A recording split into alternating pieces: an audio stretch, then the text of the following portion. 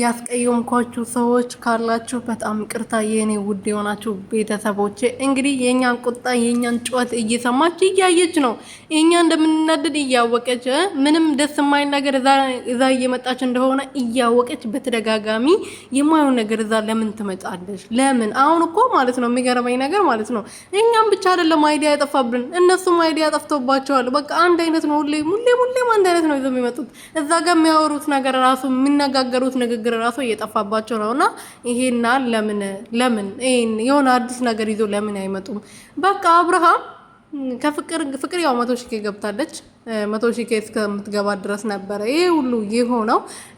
ከዛ ደግሞ ያው 2 ቪዲዮ ነው የተለቀቀው በሷ ቤት። እውነቱን ለመናገር ሄርሜላ 100,000 ገብታለች፣ ሩቲም እንደዛው፣ ይሄ አብርሃምም እንደዛው ማለት ነውና ለምን ይሄ ሁሉ ድራማ ቆሞ የራሳቸውን ህይወት ወይም ደግሞ የራሳቸውን ላይፍ አይኖሩም ሁላቸው ማለት ነው። ዳግም እንደምታውቁት ትናንትና መጥቶ በጣም ልቡ ተሰብሮ ፍቅር እንደዚህ አልጠብቃትም ነበረ። ሰው አለኝ ብላችሁ አታወሩ፣ ሰው የላችሁም ከፈጣሪያችሁ ውጪ ነው ያለው። በጣም አዝነው ማለት ነው። እውነቱን ነው። ከፈጣሪ ውጪ በዚህ ሰዓት ማንንም የለንም።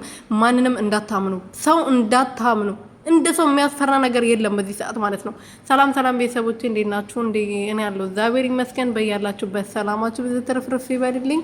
ለዚህ ቤት ለዚህ ቻናል አዲስ የሆናችሁ ሰብስክራይብ ያደረጋችሁ ቤተሰብ ሆኖ እንግዲህ ሩት የትላንትና ቪዲዮ መግቢያ ላይ እንግዲህ ያጠፋሁት ነገር ካለ ሁላችንም ካስቀየምኳችሁ የኔ ውድ የሆናችሁ ፋሚሊዎቼ ኦዲየንሶቼ ይቅርታ ብላለችና የኔ ፍቅር እኛ እኮ በአንቺ መጨከን አንጀት የለንም።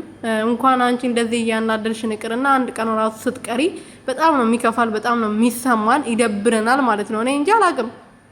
ስታጠፊ እናገራለሁ አዎ፣ ግን በጣም ነው ምከፋኝ ማለት ነው። አንቺ ካልመጣሽ አልቅሽ ይለኛል፣ ዝም ብሎ ያነጫንጨኛል። እና አንቺ የኛ በቃ ብዙ ሰው ያገናኘሽን እህት፣ የስግደት እህቶቻችን አንድ ላይ ያሰባሰብሽን በጣም የምንወድሽና የምናከብርሽ እህታችን ነሽ። እና አንቺን ደግሞ ራስሽን አትጉጂ።